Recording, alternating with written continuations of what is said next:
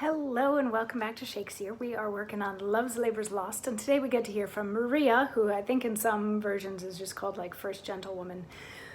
But she is one of the ladies who has come with the Princess of France to Navarre, sort of in support of the Princess of France coming to ask for King Ferdinand to give Aquitaine back to her father.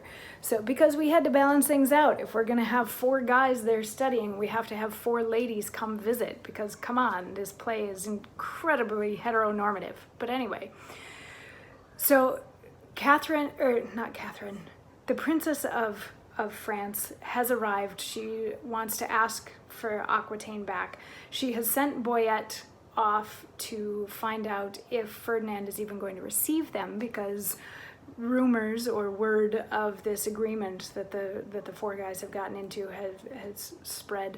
So she wants to know if, since they're not supposed to see or speak to women for 3 years, if she will even be received upon arriving at Navarre. So she has sent Boyette off, and while he is off talking to the king and trying to find out what the status of this visit is, she turns to her ladies and she's like, okay, so who are these other guys that are studying with Navarre? And one of the male servants, or one of the other servants that is attending the princess, whatever, says, oh, one of them is Longueville. And the prince is like, okay, who's Longueville? And Maria says, I know him, madam.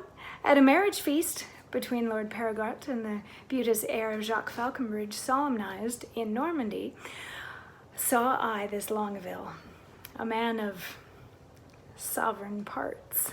He is esteemed, well fitted in arts, glorious in arms. Nothing becomes him ill that he would well.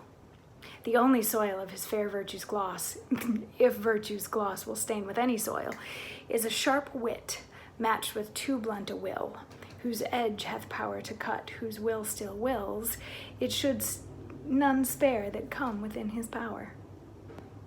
So, Maria has met Longueville before and is perhaps a little taken with him. What she's saying here is that she met him at a wedding in Normandy a little while ago, and he is a man who is reputed to be very physically attractive, well-cultured, a good fighter in whatever sense, be it military or be it like he was a wrestler in college kind of a thing, and that he's good at everything that he does, maybe because he doesn't do anything that he's bad at, but that the only potential drawback to him is that he is very witty, like a very sharp wit that he can use to like take down people who he doesn't necessarily like.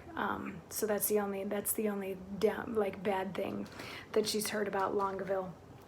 And then Catherine pipes up and says that she has met Dumaine before, and Dumaine has a reputation for being very innocent, which can actually sometimes turn into like causing the most harm out of anyone, these guys that don't want to cause any harm, but that he's actually kind of a good-looking fellow as well. And then finally we're going to hear from Rosalind tomorrow, where she is going to tell us what she has heard about Biron. So I think you can see where all of this is going. Put some comments in the comment section. Let me know if you figured out the end of this play already. And yeah, I'll see you tomorrow when we get to hear from Rosalind about what she thinks of Biron. Have a good night, or day, or whenever it is that you happen to be watching this. Mwah.